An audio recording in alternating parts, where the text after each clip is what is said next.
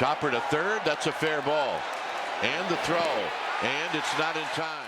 Diamondbacks and Giants, bottom of the 8th, 2 out, runner on first, ground ball, safe at first, but... And now Kotz is hurt and he's out. There's more to this, but let's talk about the umpires. Home plate is Nick Marley, first base Mark Ripperger, second base Edwin Jimenez, and third base Nick Lentz.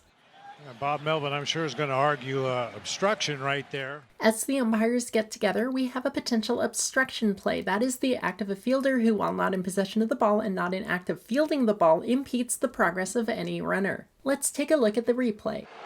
It's a collision at second.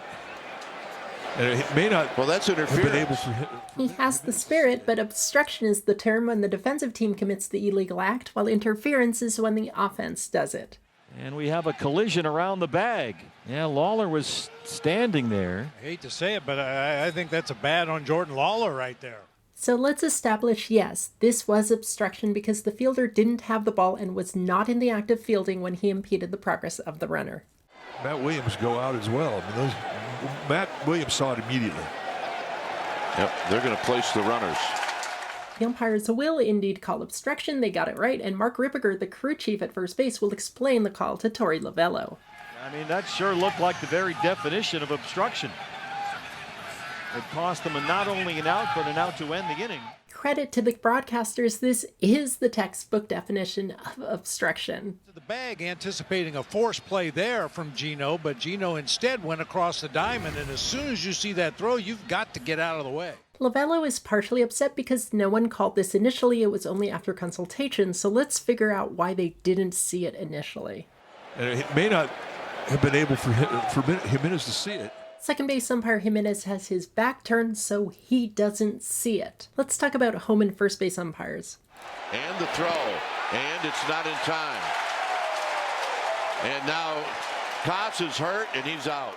The home and first base umpires have responsibility going to first base, so they're not looking at second when the collision happens, which means Kotz just had nowhere to go.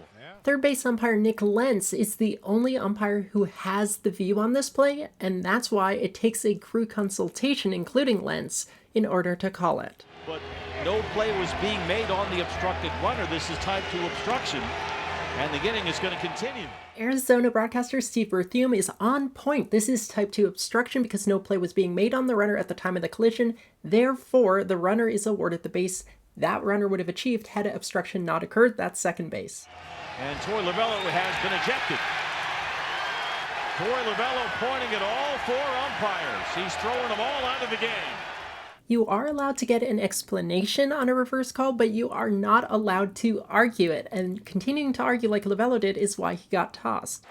Well, that really doesn't matter. I mean, Lawler, the second baseman who came in last inning, and now Lovullo's been tossed. And of course, refusal to stop arguing further delaying the game is also a standard for ejection. Mark Ripperger is pleading his case. Torey, what do you want us to do? That's obstruction.